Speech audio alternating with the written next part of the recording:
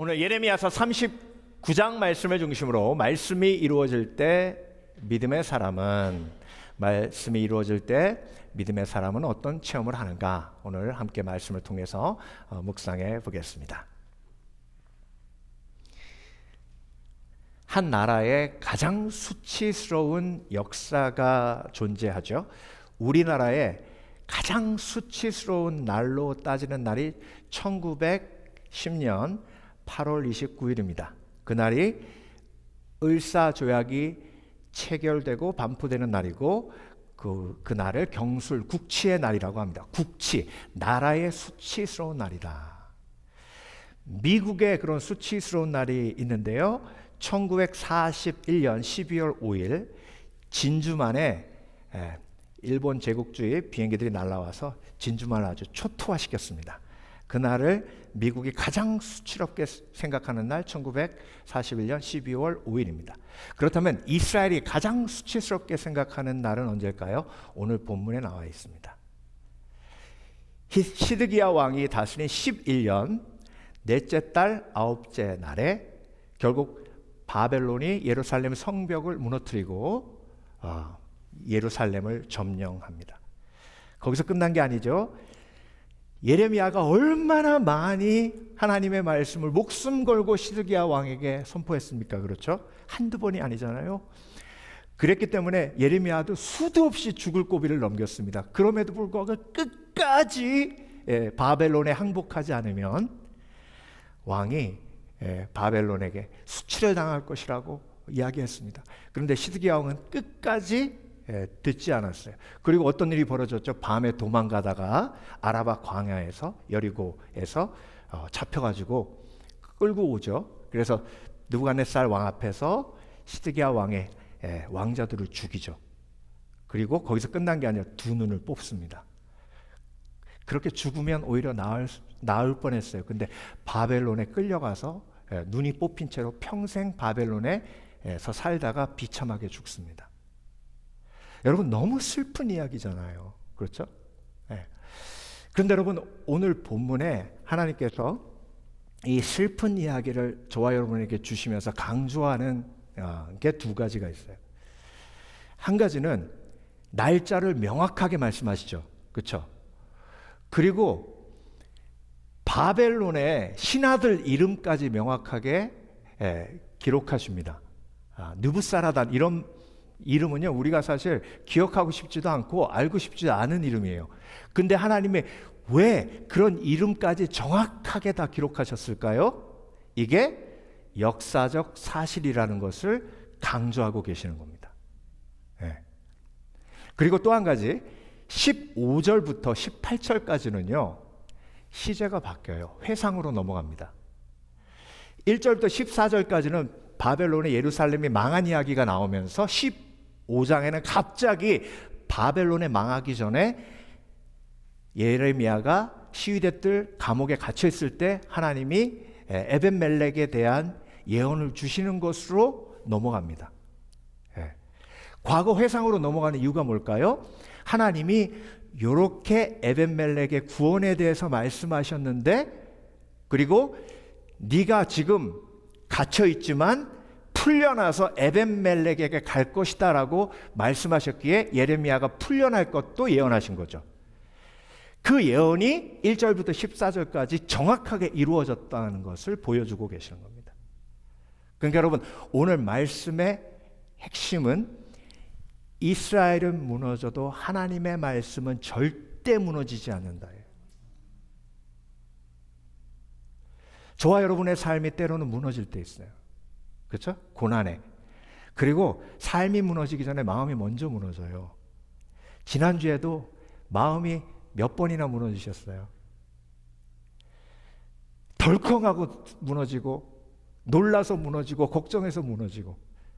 근데 여러분, 아무리 우리의 삶이 무너지고 우리의 마음이 무너져도 하나님의 말씀은 무너지잖아요. 네. 하나님의 말씀은 무너지지 않는 데서 끝나는 게 아니에요. 하나님의 말씀은 이루어집니다. 네. 그래서 하나님의 말씀이 이루어질 것을 믿으면 그 믿음의 상이 믿음의 사람에게 임하게 됩니다. 예. 자, 그런데 하나님의 말씀이 이루어질지도 모른다라고 생각하는 사람은 그런 상을 누릴 수가 없어요. 오늘 본문을 보면 시드기야와 예레미야와 에벤멜렉이 아주 극명하게 대조가 됩니다. 말씀에 대한 두 반응이 있는데요. 시드기야는 말씀에 대한 어떤 반응이 있었죠? 말씀대로 될지도 모른다. 말씀을 모르지 않았어요. 말씀을 시드기야는 알았습니다. 예레미야하고 독대만 2번 했어요. 그리고 이 이야기를 다른 신하들에게 절대로 이야기하지 말라고 할 만큼 그 내용을 명확하게 시드기야는 알고 있었습니다. 그런데 시드기야는 말씀대로 될지도 모른다 해서 멈췄어요. 그러니까 말씀대로 될지도 모른다는 믿음이에요, 상식이에요? 상식이에요. 그런데 예레미야는 에벤멜렉과 같이 말씀대로 반드시 된다. 그 모진 고난을 어떻게 견뎠을까요?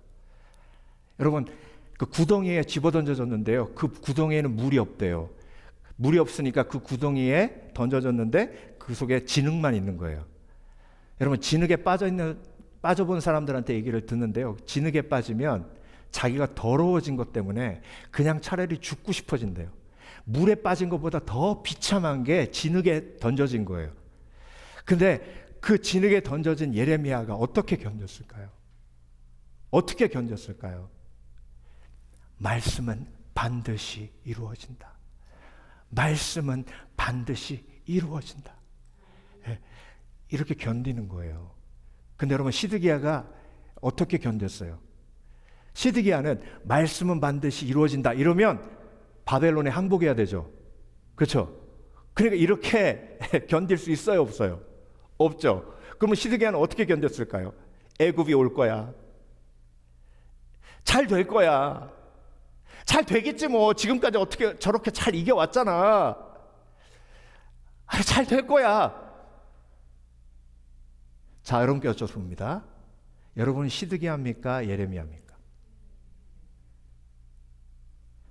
여러분이 구덩이에 빠진 것 같은 느낌이 들 때 여러분은 어떻게 여러분의 마음을 다스리세요? 내가 다스리는 거 아니죠. 성령께서 역사하시는 거죠. 그렇죠? 그럼 우리 뭐라고 고백해야 돼요? 말씀대로 반드시 된다. 두려워 말라, 놀라지 말라. 내가 너와 함께 하리라. 나에게 주신 그 말씀은 반드시 이루어진다. 그랬는데 위에서 줄이 내려와요. 에벤멜렉이 예레미야를 구하러 온 겁니다. 그런데 그 줄이 내려오는데 그냥 로프만 달려있는 게 아니라 자기 몸을 감쌀 수 있는 그 진흙에 몸이 불었잖아요. 로프가 내 몸을 감으면 살이 찢겨나가요. 그걸 알고 에벤멜렉이 옷으로 온몸을 다 감쌀 수 있는 도구를 만들어서 내려요. 예레미야가 거기에 감쌈을 받고 올라갈 때 무슨 생각이겠어요? 하나님의 말씀은 이루어진다. 15절부터 18절까지 하나님이 그 놀라운 약속을 주시면서 오늘 본문에 저와 여러분에게 선포하고 계십니다. 너는 시드기야인가? 아니면 예레미야인가? 그래서 여러분, 인간이 제일 궁금해하는 게 뭐냐면요, 미래예요. 미래, 나의 미래. 그래서 전 세계에 절대 망하지 않는 비즈니스가 점집이에요. 인간이 가장 궁금해하는 미래, 말씀대로 되기에 우리의 모든 미래는 어디에 담겨져 있어요? 말씀 속에 있어요. 그러니까 미래에 대한 확신이 평안이에요. 그래서 말씀대로 된다고 믿는 사람은 말씀을 묵상해요, 안 해요? 해요. 그런데 말씀대로 될지도 모른다는 사람은 예배 시간에 설교만 듣고 유튜브 들어요. 왜? 말씀대로 될지도 모르기 때문에 이 사람 얘기도 듣고 저 사람 얘기도 듣고 다양하게 듣는 거예요. 그렇게 되면 마음이 어떻게 돼요? 시드기야 왕처럼 복잡해요. 여러분, 말씀대로 됨을 믿기에 말씀을 사랑하고 말씀을 붙드시는 복된 예레미야 같은 에벤멜렉 같은 인생 되시길 주의 이름으로 축원합니다. 축원합니다. 자, 그렇다면 여러분, 말씀이 이루어질 때 믿음의 사람은 어떤 상을 누립니까? 오늘 본문을 통해서 예레미야와 에벤멜렉이 누렸던 그 놀라운 상을 오늘도 우리가 말씀대로 되는 것을 믿기에 우리의 삶 속에 하나님께서 놀라운 상으로 허락해 주실 줄 믿습니다. 믿습니다. 첫 번째, 말씀이 이루어질 때 믿음의 사람은 위로받고 힘을 얻습니다. 여러분, 예레미야가 얼마나 멸시받고 천대받고 조롱받고 옥에 갇히고 침뱉음을 당하고 인간이 경험할 수 있는 모든 고통과 조롱을 다 겪었어요. 그 조롱과 아픔과 자존심 상황과 따돌림과 짓밟힘과 모욕을 다 말씀 붙들고 견뎠어요. 그리고 결국 그 말씀이 이루어졌어요. 여러분, 믿음의 사람은 말씀이 이루어질 때에 가장 크게 위로받고 힘을 얻습니다. 12절, 그를 데려다가 선대하고 해하지 말며 그가 내게 말하는 대로 행하라. 이게 느부갓네살 왕의 말이에요. 예루살렘을 점령하고 왕의 눈을 빼고 귀족들을 다 죽였어요. 그런데 느부갓네살 왕이 한 사람의 이름을 기억합니다. 그 사람이 누구냐면 예레미야예요. 그 예레미야를 데려다가 선대하고 해하지 말며 그가 내게 말하는 대로 행하라. 하나님께서 느부갓네살 왕 위에서 다스리시는 거예요. 여러분, 아무리 악한 사람이라도요, 하나님이 그 위에서 다스리시면 그 사람을 통해 하나님께서 뜻을 이루어 가십니다. 그러니까 악한 사람을 바라보면 안 되고 그 악한 사람 위에서 역사하시는 하나님을 볼 수 있는 사람이 믿음의 사람이에요. 그래서 대적하지 않아요. 그래서 싸우지 않아요. 왜? 말씀대로 되게. 17절, 여호와의 말씀이니라 내가 그날에 너를 구원하리니. 에벤멜렉에게 주신 말씀이죠. 내가 그 두려워하는 사람의 손에 넘겨지지 아니하리라. 그리고 이 말씀 그대로 이루어 주신 줄 믿습니다. 그래서 여러분, 말씀대로 이루어 주실 때 그게 너무 큰 위로와 힘이 돼요. 그래서 여러분, 지금까지 하나님께서 내 삶을 통해 말씀대로 이루신 그 체험을 절대로 잊지 않는 지혜가 있으시길 주의 이름으로 축원합니다. 말씀대로 이루어 주신 그 체험을 잊지 않는 게 지혜예요. 그 잊지 않으려면 뭐 해야 돼요? 간증해야 돼요. 하나님이 나에게 주신 이 약속을 이렇게 이루어 주셨다. 이렇게 세밀하게 이루어 주셨다. 그렇기 때문에 하나님은 언제나 내 삶 속에서 말씀으로 역사하시고 그리고 나를 붙들고 계신다. 시편 119편 49절에서 50절, 이게 다윗의 고백인데요. 이 말씀은 나의 고난 중에 위로라. 주의 말씀이 나를 살리셨기 때문이니이다. 여러분, 하나님의 말씀이 내 영혼을 살렸대요. 왜? 하나님의 말씀은 반드시 이루어지기 때문에. 그래서 그 말씀이 내 영혼 속에 임할 때에 내 믿음과 그 하나님의 계시가 연결될 때에 놀라운 위로가 내 속에 채워지는 거예요.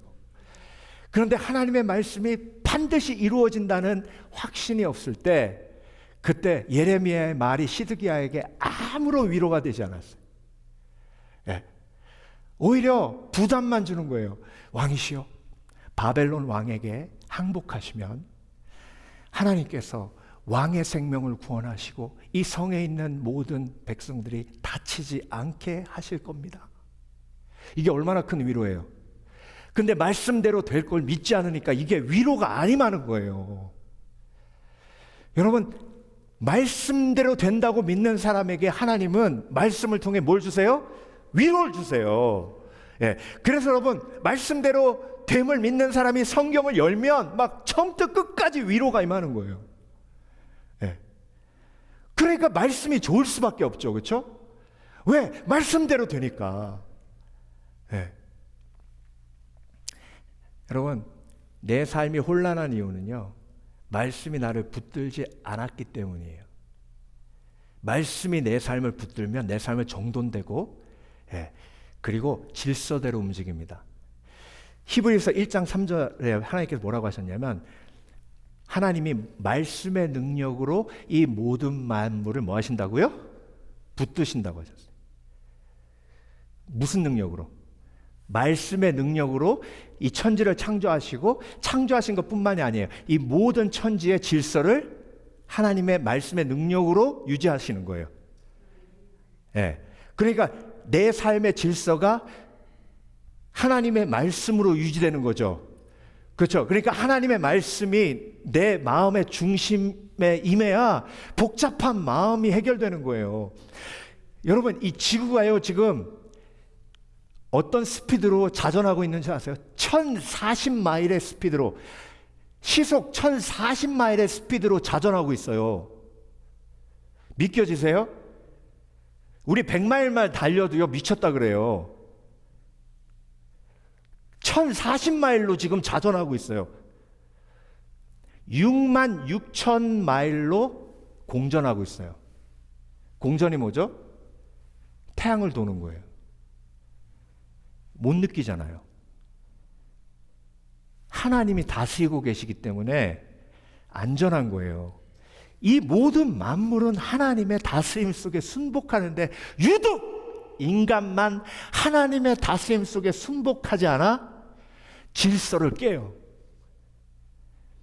여러분, 오늘 이 자리에 혼란한 마음으로 오셨습니까? 내 삶은 왜 이렇게 복잡한가? 라는 마음이 드신 분이 계십니까?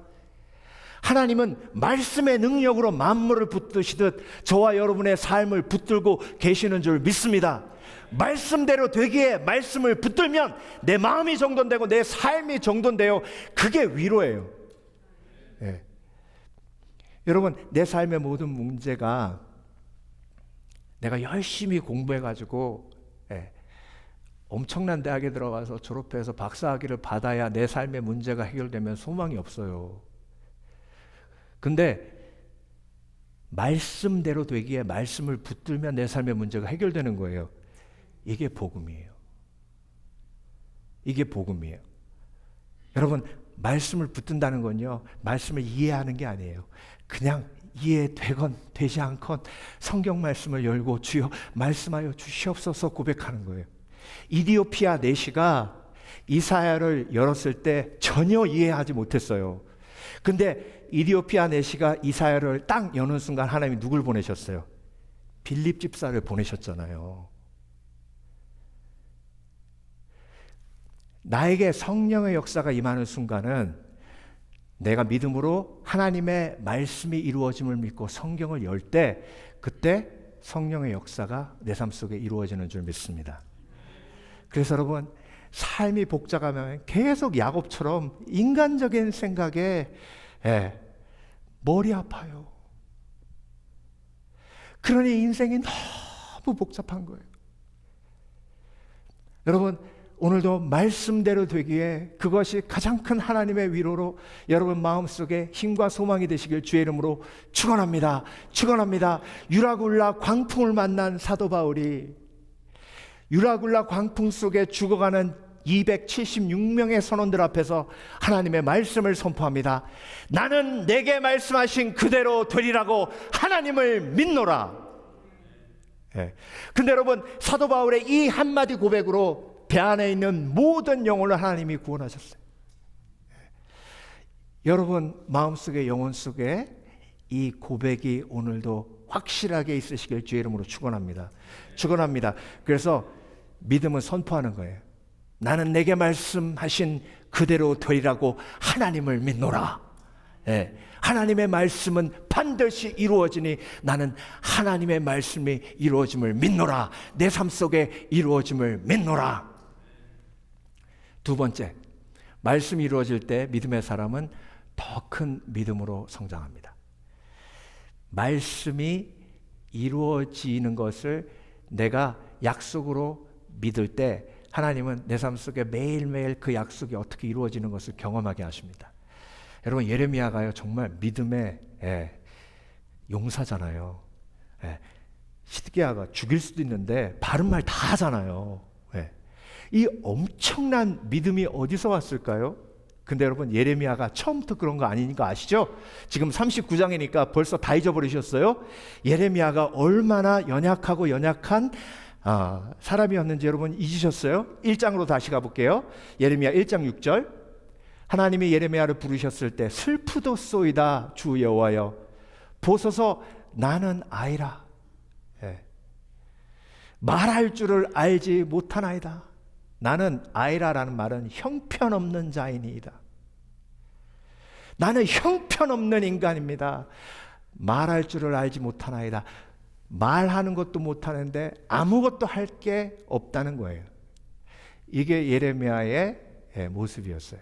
근데 하나님께서 1장 19절에 뭐라고 하십니까? 말씀을 주세요. 약속을 주세요.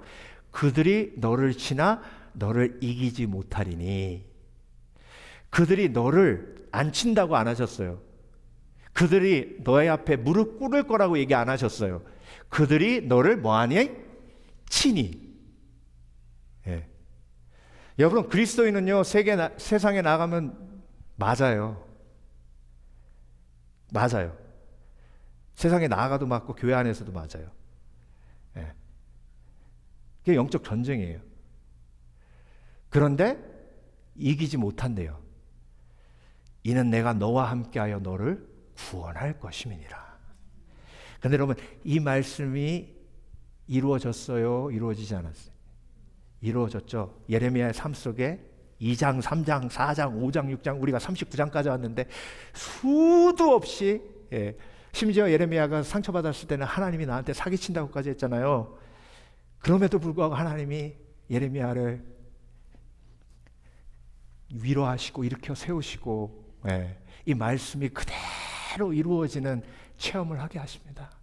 그러니까 말씀이 이루어지니까 믿음이 자라요. 말씀이 이루어지니까 믿음이 성장해요. 그러니까 지금 39장에 오니까 예레미야처럼 정말 멋진 믿음의 사람이 됩니다. 저와 여러분의 삶도 마찬가지입니다. 내 삶 속에 지금 하나님의 말씀이 이루어지고 있는 줄 믿습니다.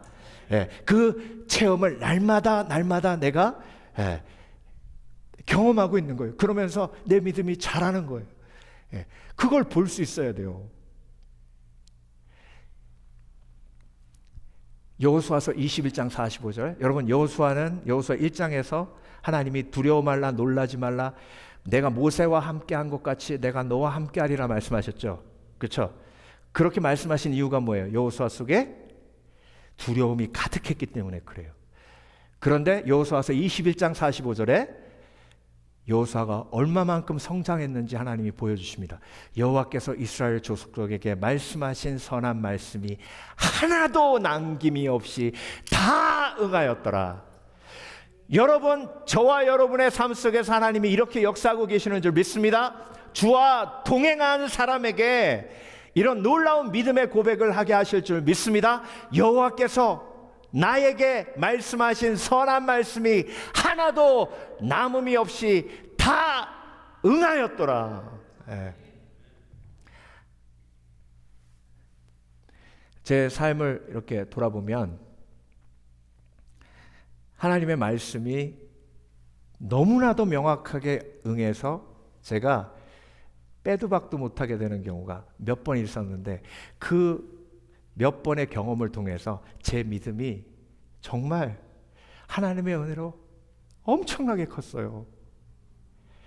제가 하나님 정말 당신이십니까? 라는 로렌 커닝의 책을 읽고 하와이 열방대학에 가서 공부하게 해달라고 하늘산 기도원 가가지고 목이 터져라 외쳐서 기도하는데 하나님이 저한테 뭐라고 응답 주셨냐면 네가 졸업하기 전에 보내리라 하셨어요. 그래서 그 말씀을 듣고 제가 내가 졸업하기 전에 하와이로 가는구나 생각했어요. 졸업하기 전에. 근데 졸업은 하고 가야 되는데 이러면 안 되는데. 그런데 하나님의 선하신 계획이 완전히 이루어질 거라고 믿고 졸업 안 해도 가도 놀라운 축복이 임할 줄 믿고 열심히 영어 공부했어요. 그 다음부터. 근데 여러분 4학년 4학기 때 그때는 인터넷도 없고 아무것도 없을 때인데 그 클래스에서 영어 회화 클래스에서 라투라는 피지에서 온 형제를 만나게 하시고 그 형제가 다 도와줘서 제가 그 학교로 가게 됐어요. 졸업하고 나서. 그래서 그 학교 가가지고 제가 하나님 앞에 여쭤봤어요. 하나님, 졸업하기 전에 보내신다고 해놓고 왜 졸업하고 보내셨어요? 그랬더니 하나님이 성령을 통해서 저에게 뭘 깨닫게 하시냐면, 졸업하기 전에 너를 하와이로 보낸다고 내가 얘기한 게 아니라 졸업하기 전에 너에게 돕는 자를 보내리라. 여러분, 이건 일부러 만들어내려고 그래도 만들어낼 수가 없어요. 하나님이 명확하게 내 삶은 내가 다스리고 이끈다고 명확하게 보여주신 정말 도장과도 같은 체험이에요. 근데 여러분, 저에게만 그런 게 있을까요? 하나님이 저만 사랑하세요? 여러분 돌아보세요. 하나님이 여러분 삶 속에 얼마나 세밀하게 역사하셨는지. 왜 잊어버리신지 아세요? 간증하지 않아서 그래요. 기도 속에서 하나님의 역사, 성령의 감동에 힘입어 하나님 앞에 감사하기 시작하면요, 하나님은 그 보물과 같은 체험을 절대로 잊지 않게 하시는 은혜가 임합니다. 그게 다 모여서 믿음이 자라는 거예요. 여러분, 베드로가요, 예수님이 3번 딱 부인하고 예수님이 말씀하신 것처럼 다행히 울어요. 말씀대로 이루어진 거잖아요. 그렇죠? 경고가 이루어진 거예요. 통곡하며 웁니다. 시드기야의 삶의 특징이 뭐냐면 경고가 이루어진 거예요. 근데 예레미야의 삶의 특징은 뭐냐면 약속이 이루어지고 구원이 이루어진 거예요. 여러분, 신앙이 어릴 때는요, 하나님의 경고가 이루어질 때도 있어요. 그러면 아프기도 하고 힘들지만 그 체험마저도 하나님이 선하게 인도하셔서 내가 잘하게 하실 줄 믿습니다. 내가 성숙하게 하시는 줄 믿습니다. 그래서 여러분, 믿음의 사람은요, 하나님의 말씀이 이루어질 때 신앙으로 성장해요. 마지막으로 말씀이 이루어질 때 믿음의 사람은 새로운 비전을 봅니다. 자, 여러분, 지금 예레미야는 살았죠. 그렇죠? 에벤멜렉은 살았죠. 근데 예레미야 속에, 에벤멜렉 속에 어떤 마음이 있겠어요? 하나님, 나 삶은 뭐예요? 나라가 망했는데. 기뻤겠어요? 여러분, 전부 다 죽고, 귀족도 죽고, 막 시드기야 왕도 눈 뽑히고, 왕의 아들들도 다 죽고 다 죽었는데 예레미야만 살았어요. 에벤멜렉만 살았다고.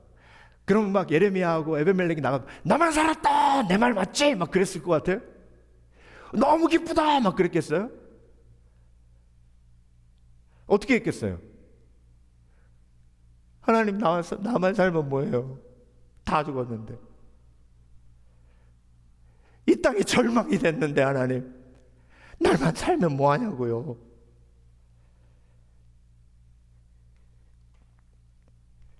그때 하나님이 18절에 내가 반드시 너를 구원할 것인즉 내가 칼에 죽지 아니하고 내가 노량물같이 내 목숨을 얻을 것이니 이는 내가 나를 믿었음이라 여호와의 말씀이니라 하시더라. 이게 왜 복음이냐면요, 에벤멜렉이 내가 나를 믿었음이라 해요. 하나님은 남은 자를 통해 하나님의 구원의 역사를 이루어 가십니다. 그래서 절망의 순간에 그 절망을 통해서 하나님의 마음에 내가 동참하면 하나님은 저와 여러분에게 새로운 비전과 꿈을 주시는 줄 믿습니다. 여러분, 절망하면 절망할수록 하나님의 말씀이 나에게 새로운 비전과 꿈을 주세요. 새로운 꿈과 비전은요, 절망하지 않으면 절대 임하지 않습니다. 왜요? 내 자신이 뭔가 할 수 있다고 생각할 땐 절대로 하나님의 비전이 내 비전이 될 수 없어요. 그래서 모세가 광야에서 40년 동안 그렇게 절망하고 또 절망할 수밖에 없었던 거예요. 내 속에 있는 모든 소망과 내 속에 있는 모든 능력이 아무것도 없다라고 느낄 때 그때 하나님의 비전이 가장 온전히 임합니다. 예. 근데 여러분, 십자가 복음이 왜 십자가 복음일까요? 십자가 복음이 왜 십자가 복음일까요? 예. 예레미야가 살았어요. 그렇죠? 다 죽고 예레미야만 살았다고요. 그러니까 이게 복음이에요. 그러니까 십자가 복음이 이 세상 사람들 다 죽어도 나는 살아, 나는 영생 얻어, 이게 복음이에요? 그게 십자가 복음이에요? 예. 근데 그렇게 복음을 전파하는 사람들 많잖아요.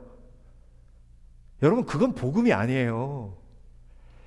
십자가가 왜 복음이냐면 예수님이 하나님의 말씀대로 고난받고 말씀대로 부활하셨기에 복음인 거예요. 십자가 복음이 왜 나에게 복음인가? 내가 지금 깨어짐을 경험하고, 내가 지금 고난을 경험하고, 내가 지금 아픔을 경험하고, 내가 지금 자존심 상황을 경험하고, 내가 힘들고 어려움에도 불구하고 이 모든 고난과 아픔이 하나님의 말씀 속에, 계획 속에 있기에 하나님의 계획대로 부활하는 거예요. 그래서 십자가 복음이 복음인 이유는 고난과 아픔과 십자가 지고 예수님 쫓는 모든 과정이 하나님의 계획 속에 있고 부활도 하나님의 계획 속에 있다는 것이 연결될 때 참된 십자가 복음이 되는 줄 믿습니다. 그래서 여러분, 내 고난이 하나님의 말씀 속에 있습니다. 믿으십니까? 네. 그러니 나의 고난을 통해 이루실 놀라운 부활의 영광도 하나님의 말씀 안에 있는 줄 믿습니다. 그래서 여러분, 그리스도인이 말씀대로 죽어야 안 죽어요? 죽죠? 그렇죠? 그리스도인의 죽음은 뭐예요? 하나님의 말씀 안에 있는 죽음이에요. 그러니까 그게 복된 거예요. 그래서 내 죽음은 하나님의 말씀이 이루어지는 과정이에요. 죽어야 부활하죠. 그렇죠? 그래서 십자가 복음이 복음인 거예요. 네. 그래서 예수님이 나를 따라오려거든 자신을 부인하고, 자신을 부인한다는 건 내 말을 부인하는 거고 내 상식을 부인하는 거고, 나를 부인할 때 하나님의 말씀이 나의 진리, 내 마음속의 핵심이 되는 거죠. 날마다 십자가 지고 나를 쫓으라. 네. 그래서 여러분, 예수님께서 절대로 세상에서 너희가 잘 나갈 거니 이렇게 얘기하지 않으셨어요. 예수님 뭐라고 하셨어요? 말씀대로 이루어지잖아요. 그렇죠? 세상에서 너희가 환난을 당하나 담대하라, 내가 세상을 이겼노라 하시니라. 여러분, 세상에서 환난을 당하고 계십니까? 당하고 계십니까? 말씀대로 이루어지고 있는 줄 믿습니다. 예. 근데 그것이 하나님의 계획 밖에 있는 것이 아니라 하나님의 계획 안에 있기에 십자가이고, 그 십자가는 뭘로 연결돼요? 부활의 영광으로 연결되는 줄 믿습니다. 예. 그래서 여러분, 주 안에 있으면 말씀이 이루어지며 그 말씀을 통해 새로운 비전과 꿈을 얻어요. 나만 구원받는 것이 아니라 하나님이 나를 통해 교회를 세우시고, 그리고 많은 영혼들을 구원하실 꿈과 비전을 품는 게 그 부활의 영광과 말씀이 이루어지는 소망을 품는 그리스도인들에게 품어야 할 온전한 비전과 꿈인 줄 믿습니다. 그래서 예레미야 32장 24절, 이성이 이를 치는 갈대인의 손에 넘긴 바 되었으니 주의 말씀대로 되었음을 주께서 보시나이다. 예레미야가 지금 뭐라 그러는지 아세요? 하나님, 이 성이 다 망했어요. 하나님 말씀하신 대로 됐어요.